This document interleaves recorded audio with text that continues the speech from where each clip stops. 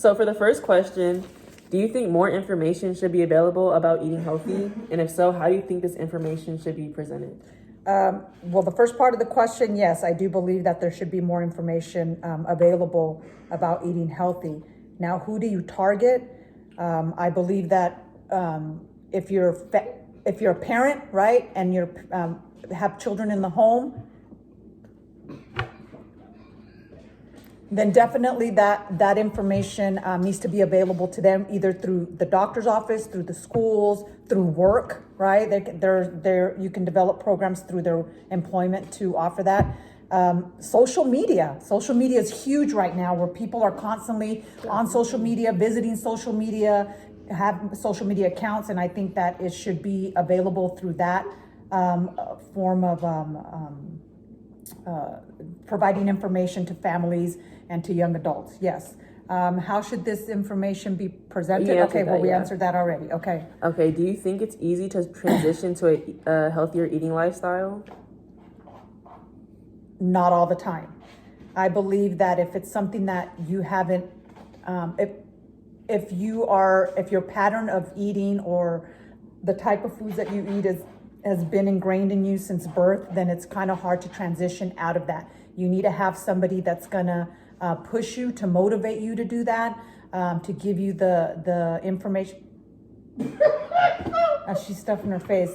And the information, someone that you can lean on, right? Somebody that's gonna hold you accountable. And sometimes that's hard, because if you don't associate yourself with people that'll do that for you, then you're kind of battling this on your own, and so you need to have that willpower, that mindset to say to yourself, yes, I'm done being big and I want to be healthier with the things that I eat, right? And the things that I put in my body. Wait, are you shaming me? Go ahead. Okay, what?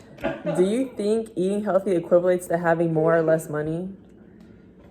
Well, I think that sometimes when you eat, let me back up. Being in law enforcement and when you're out and about and on, working the streets, you typically don't eat healthy, right? And so you spend a lot of money eating out. Yes, and typically the food that you eat is not healthy.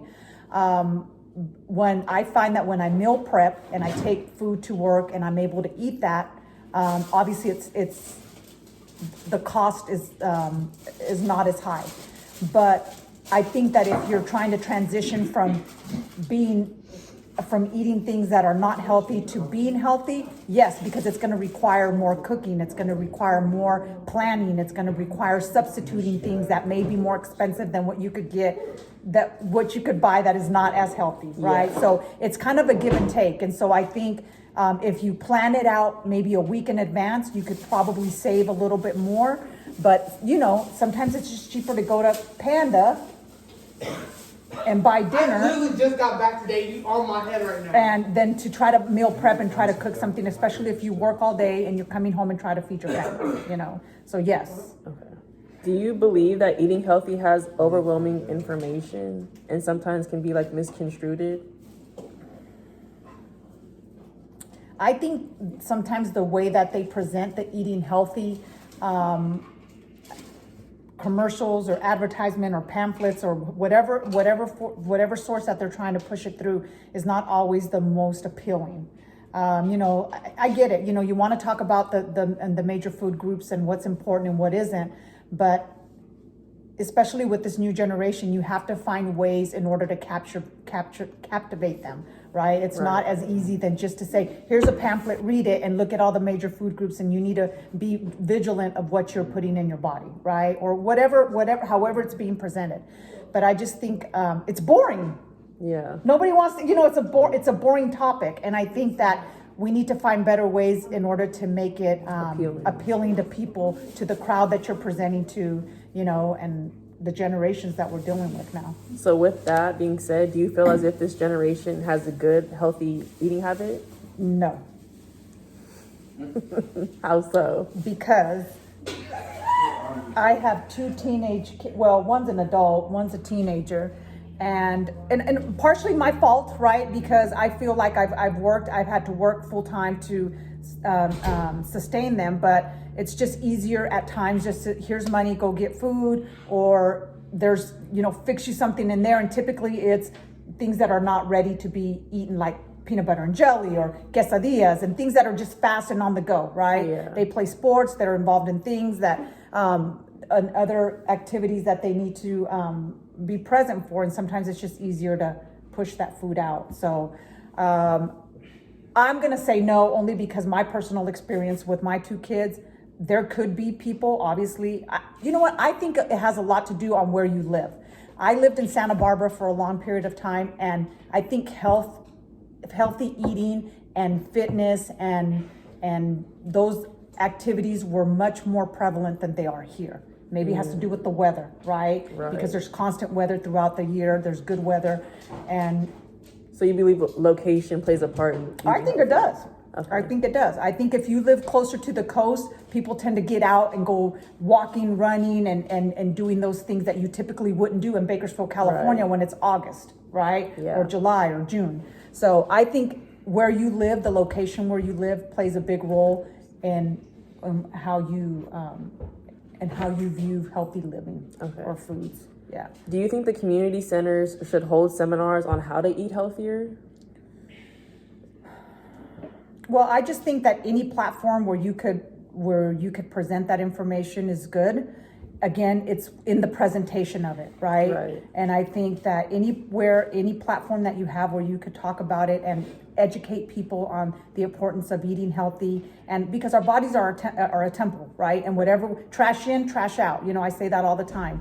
But I think it's important to know your audience and how to captivate them when you're talking about something that some people just aren't interested in, right? Yeah. And so you have to be able to keep them interested. Our attention spans, especially on things like this, are not. So if a platform is proposed to share information about eating healthier, how do you think the community will react to that? Well, I think it depends on the area that you're making the presentation of town. I think that has a big part of it, right? I think if you're sometimes low socioeconomic areas aren't as inclined to want to hear something about healthy living and life and foods and things like that, because sometimes, I think it's more of a mentality where they feel like we don't have the time, we don't have the money for that. We buy what we can at the store and we cook it and we're done, right? I'm saying that because I was raised in the east side of town, and I can tell you that my grandparents, they weren't about healthy eating or healthy living. It was about beans, tortillas, rice, whatever we could eat, potatoes, things with a lot of carbs and a lot of things that are not as healthy, depending on how you cook them. So. Okay, so for the last question, do you believe eating healthier has benefited your life? And how so? Absolutely. I think it definitely, as I'm getting older, I can tell you that I'm starting to have more health problems, not major, don't look at me like that, but, like high blood pressure, right? And obviously I have a thyroid condition, and just a variation of different things. And as I'm getting older, things are going to come up and I need to be mindful, and I have been, which has been helping because I'm already training my mind and my body and the way I think about things from now until the end, right? And so I think it has played a big part in my living now, and I think that because of my healthy living and exercise, right? You got to incorporate the exercise part of it. Sometimes has taken years off my life, I would say. Yeah. And so I think, like I mentioned before, it's about having that leader, having that person that's going to hold you accountable, somebody that's good. Like for me as a parent, I'm a single parent, I'm the leader of my household, so I need to be a leader to my kids and set that example. And so if I set that example, it's easier to transition them into that healthy living, eating, and living as well. But and don't get me wrong, I'm not perfect. I'm human, and so I if it's a long day, sometimes I will just eat things that are not as healthy. But I try not to do that.